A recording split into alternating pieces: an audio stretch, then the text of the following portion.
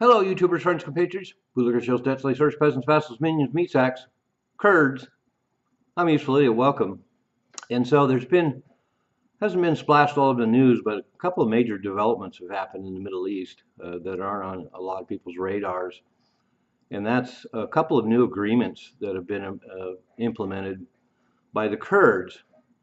So in Turkey, we have the longtime leader of the Kurdish resistance in Turkey, Öcalan, has called on a disarmament of Kurds in Turkey. And this has been a clash that's been going on within Turkey for many, many decades. And so that's a big deal. So they're going to come up with an agreement that armed resistance will no longer be happening between the Kurds and Turkey, and perhaps leading to a total disarmament. So that's a big deal. And then also in Syria, we have a deal brokered by the United States. The U.S. has backed the Kurds in Iraq and in Syria because the Kurds were operating on the U.S. side. So we supported different Kurdish groups in Iraq and Syria.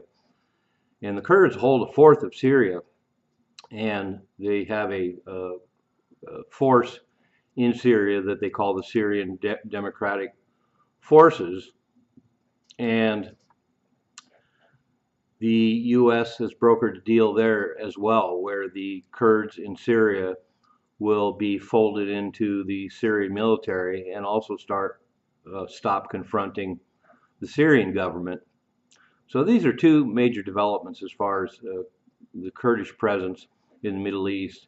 And to give a little history, in 1916 with the Sykes-Picot Agreement with the European powers, where they basically took over all the dismembered parts of the former Ottoman Empire, and they created all these Middle Eastern countries, and they drew these borders arbitrarily, although it wasn't arbitrary as it turns out, because part of the plan was to divide and conquer. And so they took what would have been Kurdistan and they divided it into four countries: Iraq, Iran, Turkey, and Syria. So there's 30 to 45 million Kurds, and they briefly had their own country in I think 1921, and it lasted about a year, and then it was dismantled again. And these Kurdish populations exist in numbers in all four of those countries I mentioned, and so part of the plan there is to divide and conquer.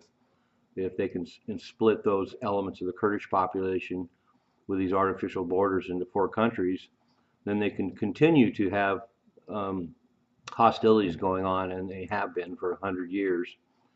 And so another component of this, of course, is that the United States is contemplating a complete withdrawal from Syria. And if they can solve the Kurdish problem and avoid the chaos of just withdrawing and leaving the Syrians and the Kurds and the Turks at each other, then it's a big deal. And this is also the justification Turkey is given for their occupation of parts of Syria, is their pursuit of Kurdish elements in Syria. So, as I say, in the grand scheme of things, this isn't on people's radar, but it's a really big deal.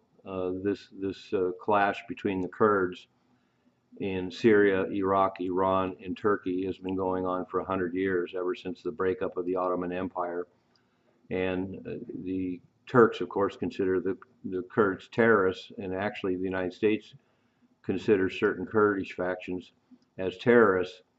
And to have the Kurds in Syria basically disband and get absorbed into this new Syria, and then the Kurds get disarmed and stop fighting the Turkish government that they have been for so long. This is a big deal. It could be the end of a war that's been going on for 100 years that a lot of people aren't aware of. And so I'm kind of proud of the fact that I used to do a lot of videos about the Kurds 10 or 15 years ago on this channel, and I got quite a following of Kurdish people, and they were thrilled that somebody was even talking about them. So I kind of have some sentimental value here as well. But as I say, this is kind of a big deal.